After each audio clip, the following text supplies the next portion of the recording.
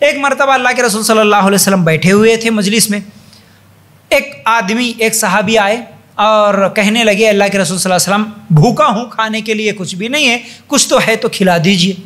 اللہ کے رسول صلی اللہ علیہ وسلم سب سے پہلے ایک صحابی کو بھیجتے ہیں، اللہ کے رسول صلی اللہ علیہ وسلم کی جتنی بیویاں تھیں اس وقت، جا کے پوچھ کے آ جاؤ کھانے کے لیے، ایک ٹائم کا کھانا ایک آدمی کے لیے ہے کیا گھر میں، پوچھو۔ صحابی جاتے ہیں اور جتنے بھی اللہ کے رسول صلی اللہ علیہ وسلم کی بیویاں ہیں جا کے پوچھ کے آتے ہیں، اور جواب یہ ملتا ہے کہ کسی کے گھر میں بھی کھانا نہیں ہے ایک ٹائم کا۔ یہ اللہ کے رسول صلی اللہ علیہ وسلم کی زندگی گزری ایسے ہے، اللہ کے رسول صلی اللہ علیہ وسلم کی زندگی ایسے گزری کہ اس وقت کھانے کے لیے ایک آدمی کا کھانا نہیں ہے کسی کے گھر میں۔ اللہ کے رسول صلی اللہ علیہ وسلم کی جتنے گھر ہے اس وقت، جتنی بیویاں ہیں، اللہ کے رسول صلی اللہ علیہ وسلم نے کہا کہ جتنے بھی بیٹھے ہوئے صحابہ تھے کہنے لگے کہ کوئی ہے جو آج میرے اس مہمان کو کھانا کھلانے والا،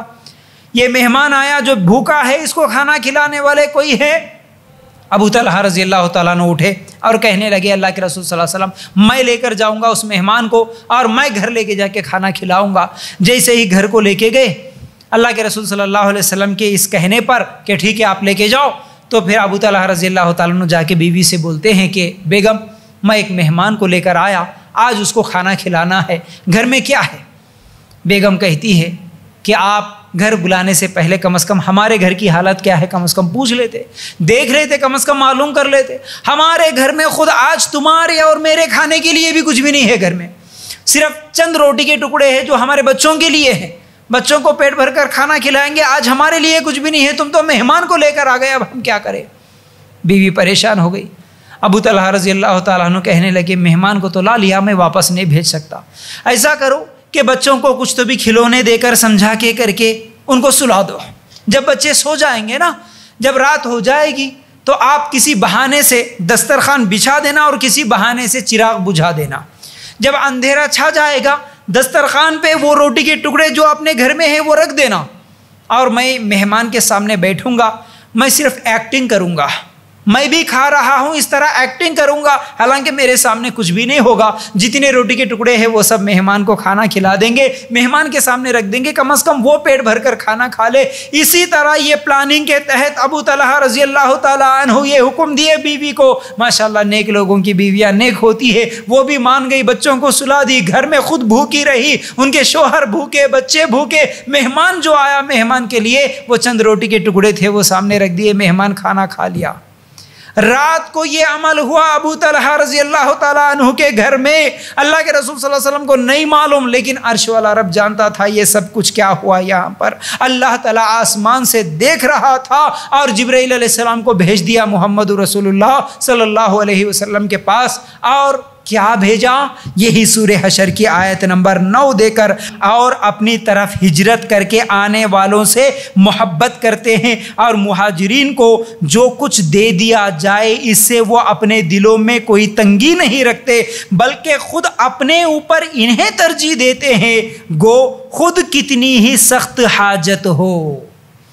خود کتنی ہی ضرورت مند کیوں نہ ہو، گھر میں خود کے لیے کھانے کے لیے نہیں ہے لیکن اپنے اوپر ان کو ترجیح دیتے ہیں۔ بات یہ ہے جو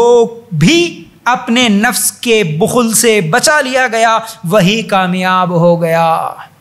اللہ تعالیٰ ابو طلحہ رضی اللہ تعالیٰ عنہ کے لیے یہ آیت نازل کیا ہے۔ ابو طلحہ رضی اللہ تعالیٰ عنہ کے اس عمل سے خوش ہو کر اللہ تعالیٰ یہ آیت نازل کر کے بھیج دیا کہ تم تو ایسے مومن ہو، تم تو ایسے مسلمان بھائی ہو جو خود ضرورت مند ہونے کے باوجود اپنے اوپر اپنے دوسرے مسلمان بھائی کو ترجیح دیتے ہو۔ آج ایسی مثال دنیا میں دیکھنے کو نہیں ملتی، ایسی مثال ڈھونڈنے پر بھی نہیں ملتی آج،